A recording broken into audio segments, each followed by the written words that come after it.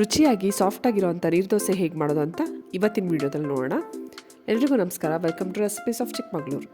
ನೀರು ದೋಸೆ ಮಾಡೋದಕ್ಕೆ ನಾನು 2 ಕಪ್ ಅಕ್ಕಿನ ಒಂದು 6 ಗಂಟೆಗಳ ಕಾಲ ನೆನೆಸಿಟ್ಕೊಂಡಿದ್ದೀನಿ. ನಾನು ದೋಸೆ ಅಕ್ಕಿನ ತೊಗೊಂಡಿದ್ದೀನಿ. ಇದನ್ನು ರುಬ್ಬುವಾಗ ಇದಕ್ಕೊಂದು 2 ಏಲಕ್ಕಿ, 1/4 ಟೀ ಸ್ಪೂನ್ ಅಷ್ಟು ಧನಿಯಾ ಕಾಳು ಮತ್ತೊಂದು ಅರ್ಧ ಈರುಳ್ಳಿನ ಹಾಕಿ ನೈಸಾಗಿ ತರ್ತರಿ ಇಲ್ದಲ್ಲಿರೋಂಥ ಸ್ಮೂತ್ ಪೇಸ್ಟ್ನ ರೆಡಿ ಮಾಡ್ಕೊಬೇಕು.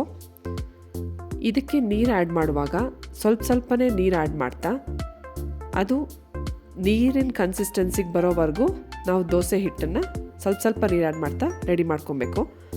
ಒಂದೇ ಸಲ ನೀರು ಆ್ಯಡ್ ಮಾಡಿದರೆ ನೀರು ಜಾಸ್ತಿ ಆಗೋವಂಥ ಚಾನ್ಸ್ ಇರುತ್ತೆ. ನೀರು ಜಾಸ್ತಿ ಆದ್ರೂ ನೀರು ದೋಸೆ ಚೆನ್ನಾಗಿ ಬರಲ್ಲ, ನೀರು ಕಮ್ಮಿ ಆದ್ರೂ ಚೆನ್ನಾಗಿ ಬರಲ್ಲ.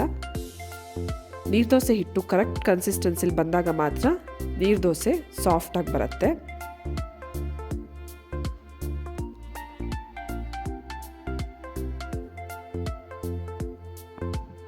ಈ ರೀತಿ ಬ್ಯಾಟರ್ ನೀರಿನ ಕನ್ಸಿಸ್ಟೆನ್ಸಿಗೆ ಟರ್ನ್ ಆಗ್ತಾ ಹೋದಾಗೆ ನಮಗೆ ನೀರು ದೋಸೆ ಹಿಟ್ಟು ರೆಡಿಯಾಗಿರೋದು ಅಂದಾಜಾಗತ್ತೆ. ಈ ರೀತಿ ನೀರಿನ ಥರ ಕನ್ಸಿಸ್ಟೆನ್ಸಿಲಿ ಹಿಟ್ಟು ರೆಡಿ ಆಗಬೇಕು. ಕೊನೆಯಲ್ಲಿ ರುಚಿಗೆ ತಕ್ಕಷ್ಟು ಉಪ್ಪು ಹಾಕಿ ಚೆನ್ನಾಗಿ ಮಿಕ್ಸ್ ಮಾಡ್ಕೊಬೇಕು. ನೀರು ದೋಸೆನ ನಾನ್ ಸ್ಟಿಕ್ ಪ್ಯಾನಲ್ಲಿ ಮಾಡೋದು ತುಂಬ ಸುಲಭ.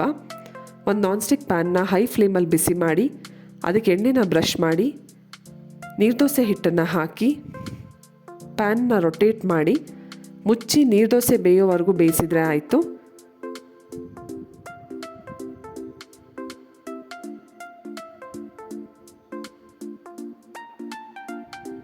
ದೋಸೆ ಬೆಂದಮೇಲೆ ಪ್ಯಾನ್ನ ಒಂದು ಪ್ಲೇಟ್ ಮೇಲೆ ಮಗ್ಚಿದ್ರೆ ದೋಸೆನ ಈಸಿಯಾಗಿ ತೆಗಿಬೋದು. ದೋಸೆ ಫೋಲ್ಡ್ ಮಾಡುವಾಗ ಈ ರೀತಿ ಉಲ್ಟಾ ಫೋಲ್ಡ್ ಮಾಡಿದಾಗ ಅದು ಒಂದಕ್ಕೊಂದು ಅಂಟೋದಿಲ್ಲ. ಈ ರೀತಿ ಸಪ್ರೇಟಾಗೇ ಇರುತ್ತೆ ದೋಸೆ. ಈ ರೆಸಿಪಿಲಿ ದೋಸೆ ಸಾಫ್ಟಾಗಿ ಬರುತ್ತೆ. ಈ ರೆಸಿಪಿನ ಖಂಡಿತ ಟ್ರೈ ಮಾಡಿ. ನೀರು ದೋಸೆ ಚಿಕನ್ ಗ್ರೇವಿ ಜೊತೆ ಒಳ್ಳೆ ಕಾಂಬಿನೇಷನ್. ಈ ರೆಸಿಪಿನ ನಿಮ್ಮ ಫ್ರೆಂಡ್ಸ್ ಮತ್ತು ಫ್ಯಾಮಿಲಿ ಜೊತೆ ಶೇರ್ ಮಾಡಿ. ನೀವು ನನ್ನ ಚಾನಲ್ನ ಫಸ್ಟ್ ಟೈಮ್ ವಿಸಿಟ್ ಮಾಡ್ತಾ ಇದ್ದರೆ ಸಬ್ಸ್ಕ್ರೈಬ್ ಮಾಡೋದನ್ನ ಮರಿಬೇಡಿ. Thanks for your precious time and thanks for watching.